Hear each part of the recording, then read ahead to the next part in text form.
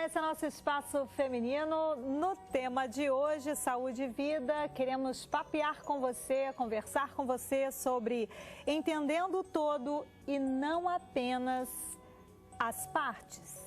Com a gente, as psicólogas Natasha Menezes e Tereza Amorim para essa conversa. Obrigada, Tereza, por estar aqui com a gente. Obrigada, eu que agradeço mais uma vez estar aqui com vocês. Obrigada. Essa história, entendendo o todo e não apenas as partes, parece ser algo assim muito longe do nosso dia a dia, da nossa realidade. Mas não é bem assim, né, Tereza? Não, não é não. Bom, eu acho interessante essa frase, porque essa diz tudo para mim, já que eu trabalho com uma abordagem que fala exatamente sobre isso, a gestalterapia, né? Eu acho que tem muita coisa para a gente entender e não ficar visualizando apenas as partes, mas muito mais o todo mesmo, né? Eu acho que isso é um pouco aquilo que a gente quer pensar hoje, né, Tereza? Porque às vezes a gente fica fixo num detalhe e não se afasta um pouco da tela para ver o que ela é, o que tem naquele cenário. Parece apenas uma teoria, mas na vida diária isso está muito entranhado, né? Está muito no cotidiano. É uma coisa assim, se eu der um grito agora, né? Esse grito pode significar muitas coisas. Algumas pessoas aqui do estudo podem se assustar, né? Mas será que eu estou dando um grito porque meu time fez um gol ou porque alguém está me ameaçando? Né? A gente tem que entender um contexto, isso é apenas um detalhe de um todo muito maior. Existe uma forma de linguagem em cada comportamento nosso, né? E comunica muita coisa, né, Tereza? Que se a gente apenas for ficar ali só naquela hostilidade ou só naquela palavra dura, a gente perde um pouco do que é que aquilo significa, do que é que aquilo representa. Imagina que coisa insuportável se a gente se olhasse assim, um nariz, uma boca, uma orelha. Já pensou? Né? A gente precisa se olhar também no conjunto, né?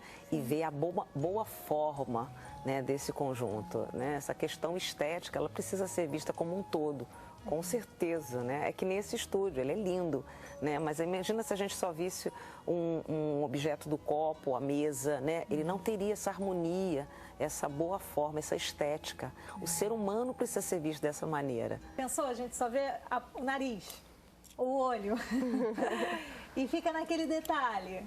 Complicado. Seria insuportável. Ninguém se aguentaria, né, se olhar no espelho, né? É muito comum quando você não está gostando de você, não gosto do meu nariz, não gosto do meu cabelo, não gosto, né? Você começa a ver as coisas isoladamente, né?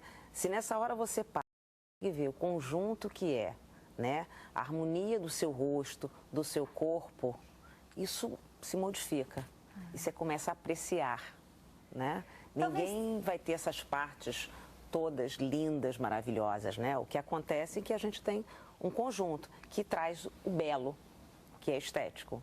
Será que pode ser exatamente por aí, a partir dessa observação, que ela hoje, ao se olhar no espelho, pode ter uma outra visão?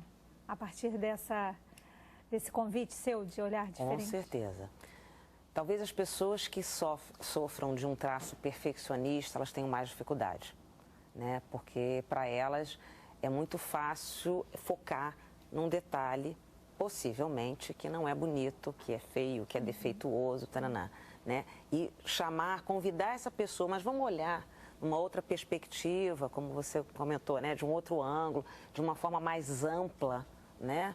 É muito complicado. É realmente um movimento diário de decisão, é um exercício, né, Tereza? E eu confesso que eu não passo tanto a mão na cabeça assim, não. O negócio é muito mais complicado. Existem pessoas que vão ver as coisas petrificadas mesmo, cristalizadas e carregam isso durante anos, né? E não é apenas com um simples convite, né? Porque assim, você salada linda. Ela não é feita com um ingrediente só, é um conjunto de ingredientes que faz ela ficar gostosa, bela, cheirosa, porque ela está cheirosa aqui também.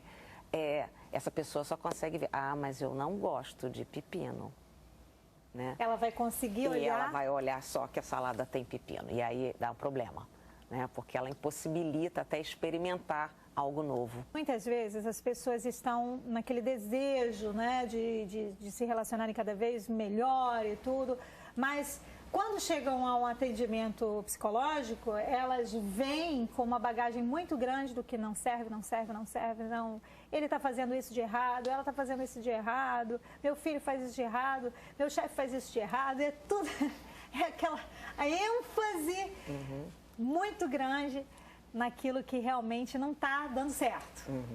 Mas é preciso, então, uma nova configuração nisso aí. Mais ou menos isso.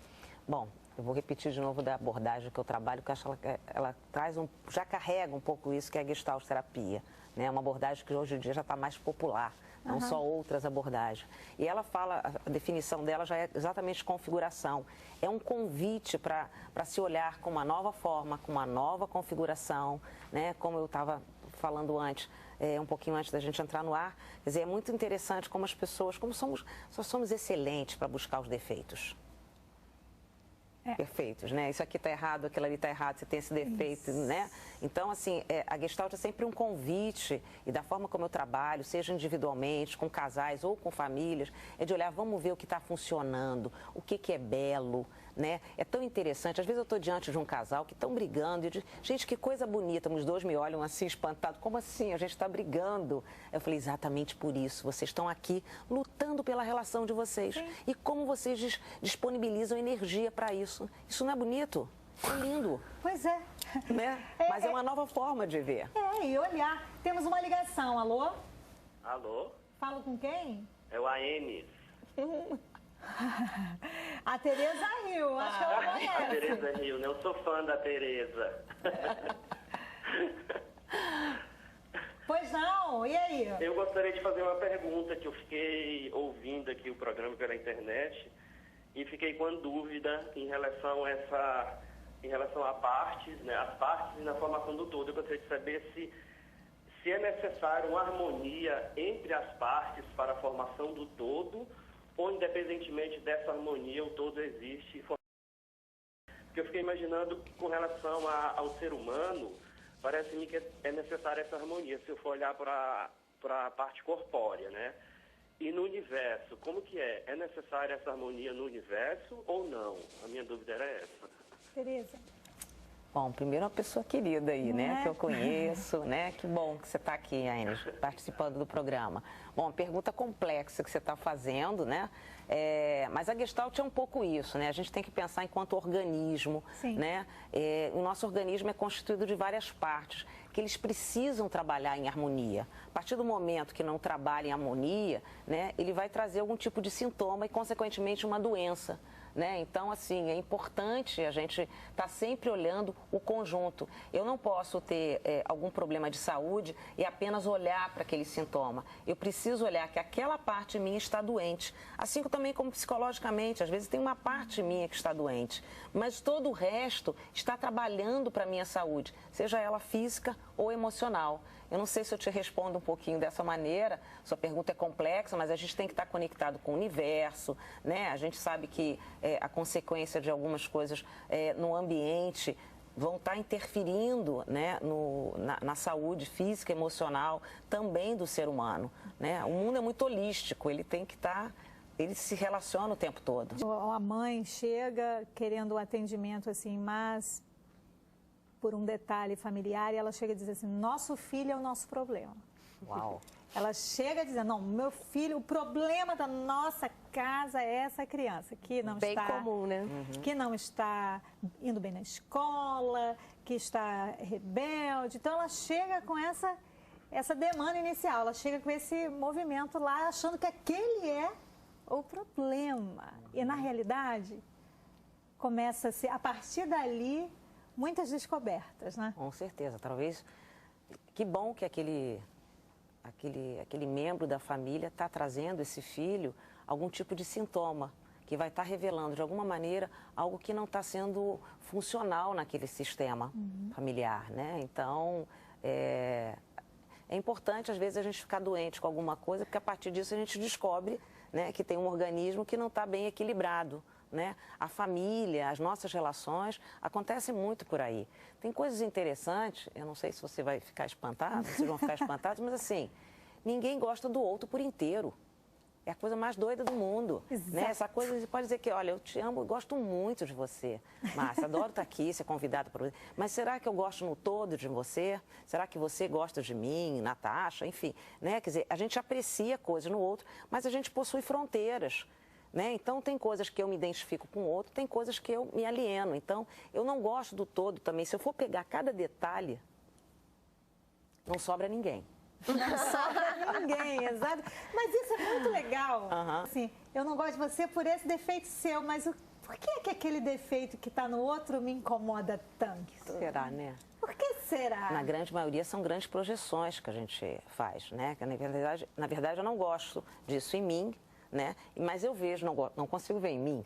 Fazer esse mergulho sempre é difícil. Eu vejo no outro e isso é facilmente detectado e aí eu começo a ter algum tipo de aversão, enfim. E às vezes o que há em você que eu digo supostamente que não gosto, que não me identifico, é algo que de repente, se eu for realmente lidar com isso de uma forma mais madura, vai me desafiar a um aprendizado, vai me disponibilizar a mudanças.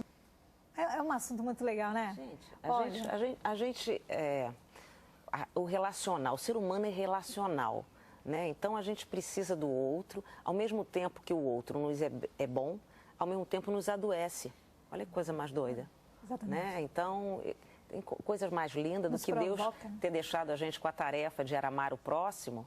Será que isso é uma coisa tão simples assim? É um desafio diário. Né? Porque a gente tem que amar exatamente aquele que não nos ama, o que é diferente da gente. Amar o que é igual é muito fácil. Amar o diferente é que é difícil. Pois é. Exatamente, entrar nesse contato com aquilo que vai provocar em você uma reflexão, que vai fazer com que você tenha abertura para algumas oportunidades de crescimento, né?